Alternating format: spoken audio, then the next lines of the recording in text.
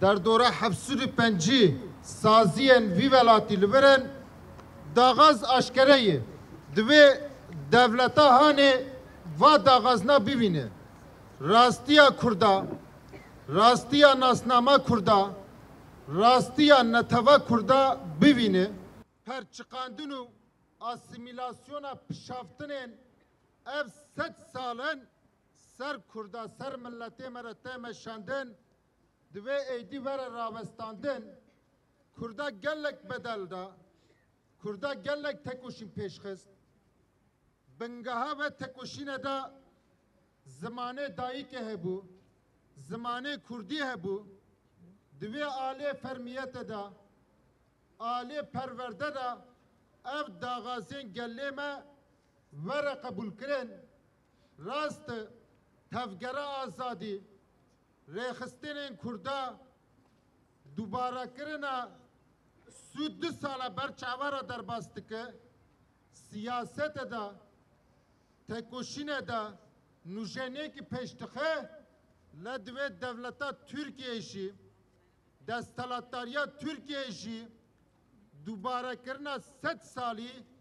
ber çavara derbas bike eydi zulma ser zmani Kurdi pişaftına ser zmani Kurdi vere ravestandın zmani Kurdi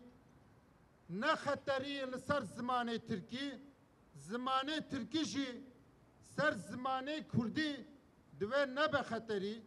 اما تکوشین آخا جبو زمانه کردی جبو ناسنامه آخا لحر در بردوان بکن اف تکوشین اف دکلاراسیون هانه اف داغازین هانه داغازین روانه مشرونه جبو کمارا ترکیه اف دکلاراسیون آلی کی دا جیه کی شرمیه 100 ساله 21 دا زمانه کی به میلیونا کرد پیوه به میلیونا کرد دخونی دنویسینه تاقه دخکرن اف رشیک مزنه دوه کومارا ترکیه جی واکه مانیا خوا بر چاوارا در بس بکه اف نزکاتیا لهمبری کرداته مشاندن ایدی ور راوستاندن از حفجداری نابینم زیر درج بکم دکلاراسیون هاتی خواندن جبو ما جبو گلی ما جبو ملتی ما گلک سلاله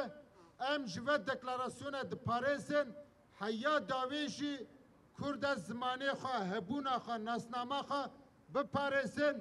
دیسا